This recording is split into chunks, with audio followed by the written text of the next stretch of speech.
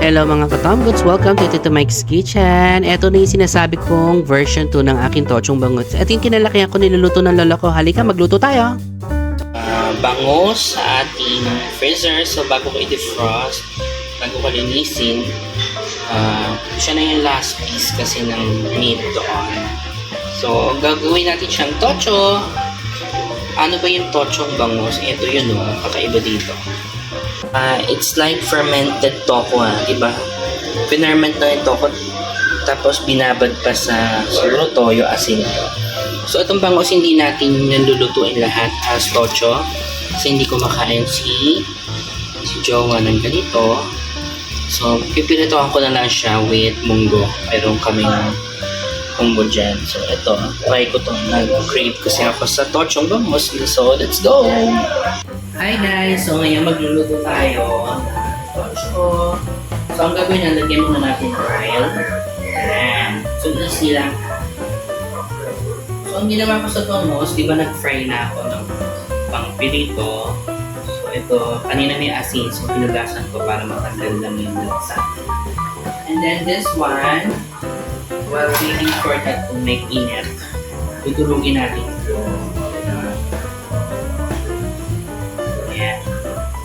Toko niyan. Tudurugin lang natin siya. Okay? Ganon.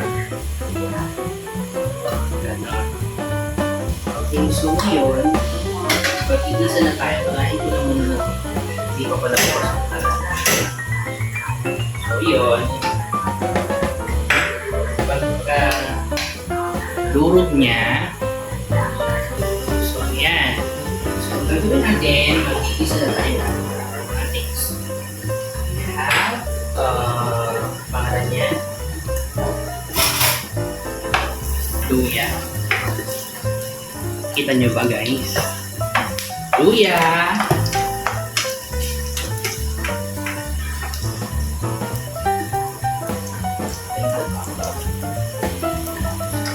Sibuyas. At ito rin yung putok-putok na piniritong bangus sa kabila.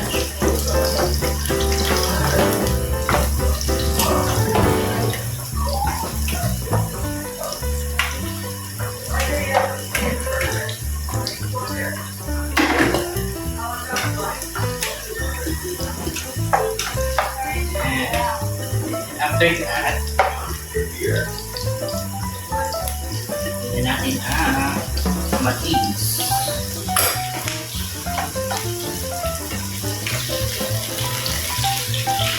Mabilis lang to.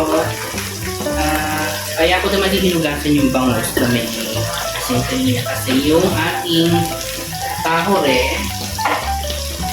is maalat na siya. Ayan na siya na durog na natin siya. Mamaya lalagay natin. Ayan. Hindi ko alam pero naasin kasi to. Medyo parang fusion to na iba't ibang luto pero ako gusto ko to. Niluluto ko ng lola ko dati. So, siyempre, ano naman, laking lola.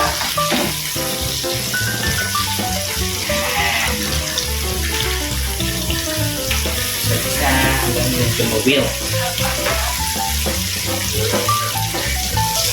Ayan. Medyo purpose natin dito is medyo build ng konting gulay. Yung kamatis and then put natin takore. Ang tawag dito sa toko na to ay takore. Takore.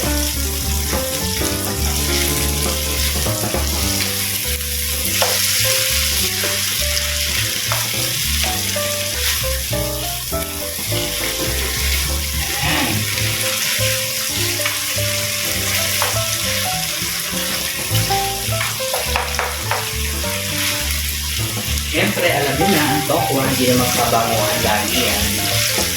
Ayan. Tapos nalalagay na natin yung ating bangus.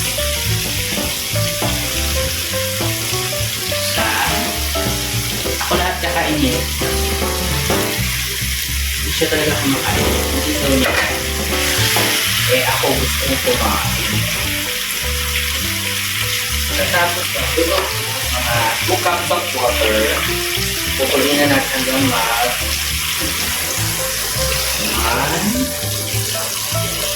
1.5 lang. And then we'll put konting suka. Yung suka, siguro mo. 3 kutsara. And then we'll put konting toyo, pangkulay lang. Yun. And then, we'll put asin. Ay, patis, konti. Yun. And, we'll put peppa cake.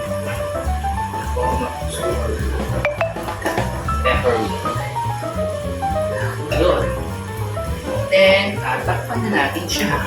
Ganun lang, pakukuloyin lang natin hanggang sa maubos yung water ng very light. Cover na natin.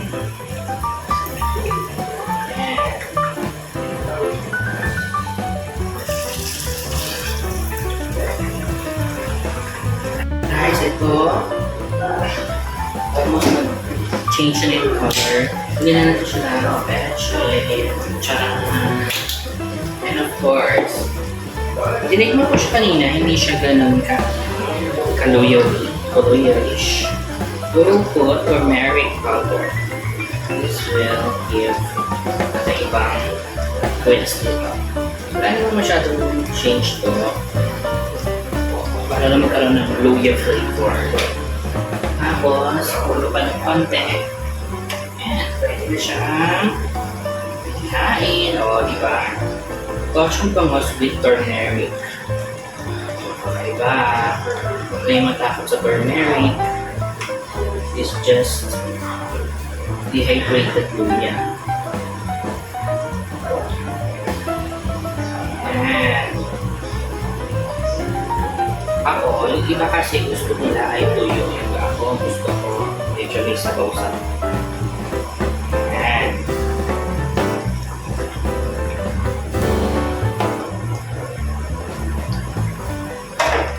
pwede na yan. 1 more minute.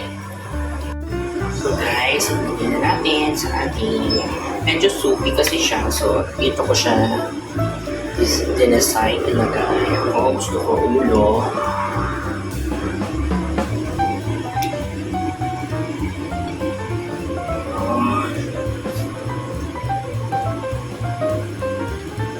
Tapos ito isang tingnan natin kung mapakain natin siya.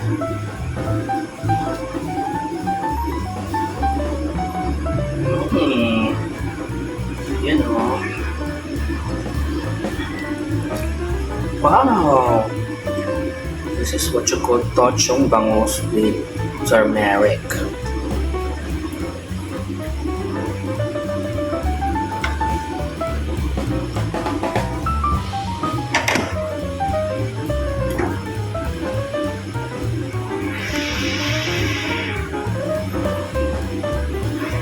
Ayan guys, tochong bangus with turmeric. Kakaibang dining experience, char. Pero masarap siya in fairness.